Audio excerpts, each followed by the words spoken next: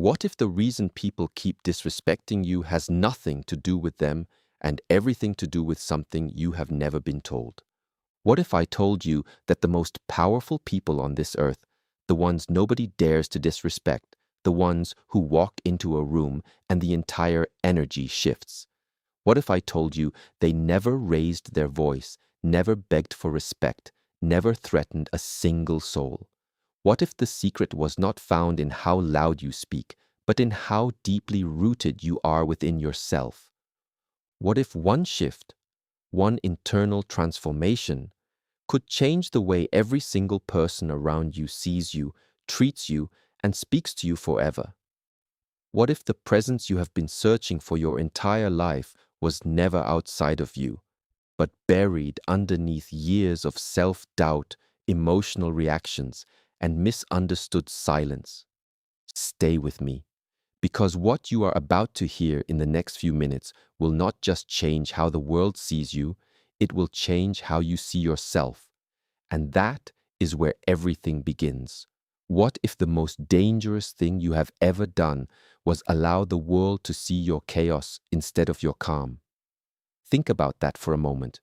You have spent so much time trying to respond to disrespect, fighting back, defending yourself, raising your voice, explaining yourself endlessly, and yet the disrespect keeps returning. Why? Because you have been solving the wrong problem. You have been looking outward when the entire answer has always been inward. There is a mountain, and the mountain does not argue with the storm. The mountain does not negotiate with the wind. The mountain does not beg the rain to stop. The mountain simply stands, unmoved, unshaken, deeply rooted in what it is, and the storm, no matter how violent, no matter how loud, eventually passes around it. This is the first truth you must understand about presence. Presence is not something you perform, it is something you become. Most people in this world are walking through life like leaves in the wind, blown in whatever direction the next emotion, the next opinion, the next conflict carries them. And when you are a leaf, people treat you like one. They pick you up, they use you, they drop you, they step on you. But when you become the mountain, when you become so deeply rooted in your own identity, your own values, your own self-mastery, people feel it before you even speak. They sense something in you that they cannot quite name. And they become careful. Not because you threaten them, not because you frighten them with aggression, but because something in your energy whispers to something in their soul, this person is not to be taken lightly. Now, I want you to understand something that most motivational speakers will never tell you. The fear of disrespecting someone has nothing to do with physical strength. It has nothing to do with wealth or status or how many people follow you. It is entirely about self-mastery. When a person has mastered themselves, when they have trained their mind to remain still in the middle of chaos, when they have disciplined their emotions to respond rather than react, when they have cultivated such a deep relationship with their inner world that nothing from the outside can truly shake them, that person becomes untouchable. Not in a violent way, in a way that is far more powerful than violence could ever be. Let me ask you something. When was the last time you saw someone who was truly calm, genuinely, completely calm, in a moment when everyone else around them was losing their composure? Do you remember what happened in that room? Do you remember how everyone's eyes drifted toward that one person? Do you remember how the noise seemed to quiet itself around their silence? That is presence. That is the kind of presence that makes disrespect almost impossible. Because how do you disrespect someone who is completely unbothered by your attempt to disrespect them? How do you disturb someone who cannot be disturbed? The answer is, you cannot. And more importantly, you stop trying. This is the secret that has been hidden in plain sight for centuries. The monks understood it. The great warriors understood it. The ancient philosophers understood it. The ones in history who commanded the deepest, most lasting respect were never the loudest in the room. They were the stillest. They were the ones who had walked through the fire of their own suffering and emerged not broken, but refined, like iron becomes steel only after it has been through the forge, like the lotus only blooms after it has pushed through the darkest mud. Suffering, when used correctly, does not destroy presence. It creates it. But here is where most people go wrong. They wait. They wait for external circumstances to change before they decide to become the person they want to be.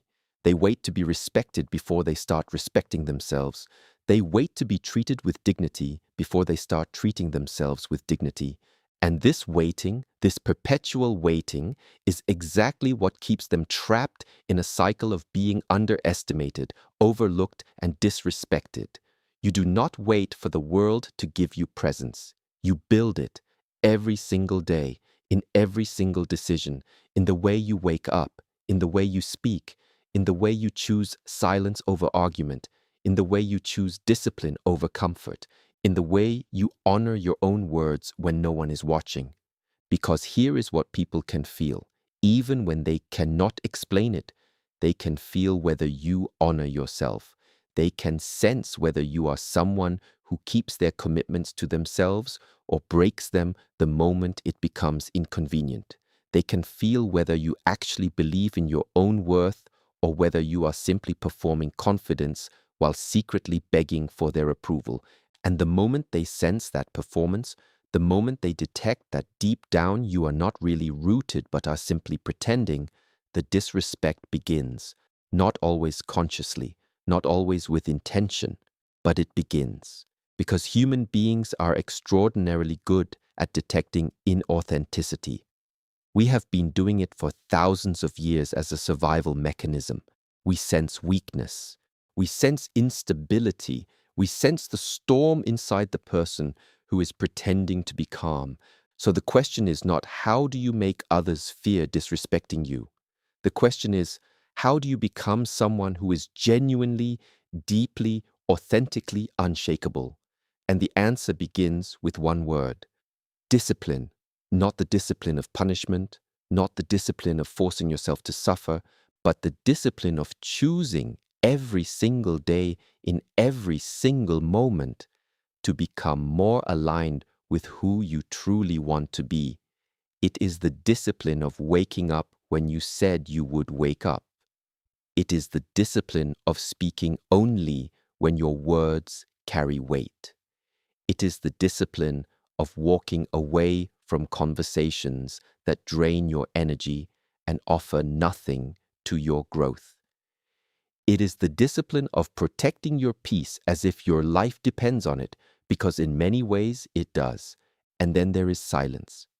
Oh, silence is one of the most misunderstood and underestimated forces in the universe. We live in a world that rewards noise, that rewards reaction, that rewards the person who hits back the hardest, who claps back the fastest, who fills every moment of discomfort with words. But the truly powerful, the ones who have built unshakable presence, they have discovered something profound about silence. Silence in the face of disrespect is not weakness. It is the most devastating response you can offer.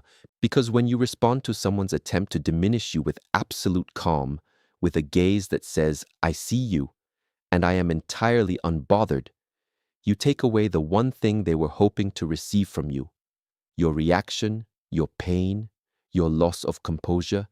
And when they cannot have that, when they cannot penetrate that stillness, they are left standing in the echo of their own behavior, feeling it, being confronted by it, and slowly, even if they never admit it, beginning to respect you.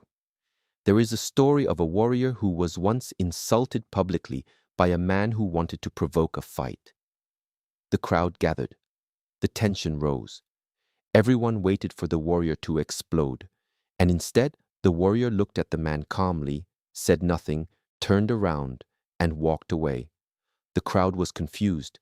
The man who had thrown the insult was confused. But one person in that crowd, an elder who had seen many men and many battles, smiled because he understood. He said afterward, the most powerful person in that moment was not the one who made the most noise. It was the one who had no need to. That is the kind of presence we are talking about, not the presence that screams for attention, but the presence that attracts it without asking.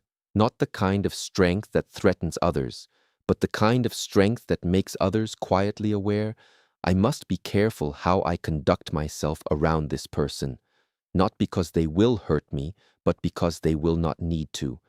Because something about their stillness, their rootedness, their complete self-possession makes me feel that any disrespect I offer will ultimately only reflect poorly on me, not on them. Now let us talk about something that most people avoid: boundaries. Real, clear, calm, non-negotiable boundaries. Because here is the truth about people who are consistently disrespected. Most of them do not have real boundaries, or if they do, they break them themselves the moment someone pushes. Or worse, they announce their boundaries with so much explanation and justification that it transforms into a negotiation. And the moment your boundary becomes a negotiation, you have already lost. A person of true presence does not explain their boundaries excessively. They state them once, clearly, calmly, without anger, without apology, and then they enforce them, not violently, not dramatically, but absolutely, consistently, without exception. And over time, over repeated, consistent demonstration that your boundaries are real and that you will honor them regardless of how anyone else reacts, people learn. They learn where the edges are.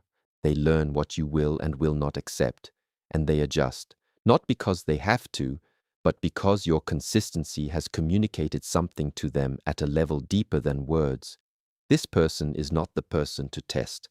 But I must say this, because this is perhaps the most important thing I will tell you today. You cannot build unshakable presence while running from yourself. You cannot project rootedness while your inner world is chaos. You cannot demand respect from others while secretly disrespecting yourself in the quiet of your own mind. The inner work, the painful, unglamorous, difficult, deeply personal inner work, that is the real work. Sitting with your own discomfort instead of numbing it. Facing your own shadows instead of projecting them onto others. Understanding your own wounds so that other people's words cannot reopen them. Healing the parts of you that still believe you are not enough, because that belief, that wound, that unexamined fracture in your self-perception is the crack through which disrespect always enters. When you have done the inner work, when you have sat with yourself in the silence and come to know who you truly are and what you truly stand for, something profound happens. You stop seeking validation from others because you no longer need it. You stop reacting to disrespect because it no longer reaches the tender, unhealed place inside you that it used to reach. You become not hard, not cold, not distant, but complete. And completeness is the most powerful state a human being can inhabit, because a complete person cannot be filled or emptied by another person's opinion of them. A complete person does not expand with praise or shrink with criticism. They simply remain present, grounded, clear, and entirely themselves. And it is that completeness, that extraordinary, rare, deeply cultivated inner completeness, that becomes your presence. That is what people feel when you walk into a room. That is what makes them pause before they speak carelessly in your direction. That is what makes them sense, without a single word from you, that you are not someone whose dignity can be easily touched, because your dignity does not live in their hands, it lives in yours. You placed it there, you built it there, and you have decided quietly, firmly, without drama, that it will stay there. So what must you do from this day forward? You must begin the practice, not tomorrow, not when the circumstances are better, not when you feel more ready, now, today, in this moment. You begin to watch your own reactions. You begin to choose stillness over explosion. You begin to value your own energy enough to protect it. You begin to set boundaries, not with anger, but with the calm certainty of someone who knows their own worth. You begin to fill your mind with thoughts that build you rather than diminish you. You begin to honor the commitments you make to yourself, especially the ones no one else will see you honor. You begin to walk with intention, as if every step you take is a declaration of who you are. You begin to speak less and mean more. You begin to see silence not as emptiness but as a reservoir of power. You begin, truly begin, the lifelong practice of becoming the mountain. And when you do, when you commit to this practice with every ounce of your being, something will shift. Not overnight, not in a week, but gradually, steadily, unmistakably.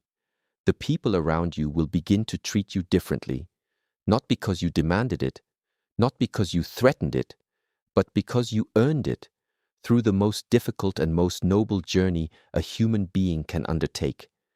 The journey inward, the journey toward yourself, the journey toward becoming so grounded, so clear, so deeply at peace with who you are that the world has no choice but to treat you accordingly.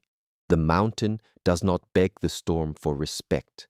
The mountain simply stands, and eventually, always, the storm bows. The world respects those who first respect themselves. The world honors those who first honor themselves, and the world, without fail, steps carefully around those who have become so completely themselves that there is simply no gap for disrespect to enter. Begin the practice, trust the process, become the mountain. And when you do, when you commit to this practice with every ounce of your being, something will shift. Not overnight, not in a week, but gradually, steadily, unmistakably. The people around you will begin to treat you differently, not because you demanded it, not because you threatened it, but because you earned it through the most difficult and most noble journey a human being can undertake. The journey inward, the journey toward yourself, the journey toward becoming so grounded, so clear, so deeply at peace with who you are, that the world has no choice, but to treat you accordingly. The mountain does not beg the storm for respect. The mountain simply stands. And eventually, always, the storm bows. The world respects those who first respect themselves. The world honors those who first honor themselves. And the world, without fail, steps carefully around those who have become so completely themselves that there is simply no gap for disrespect to enter.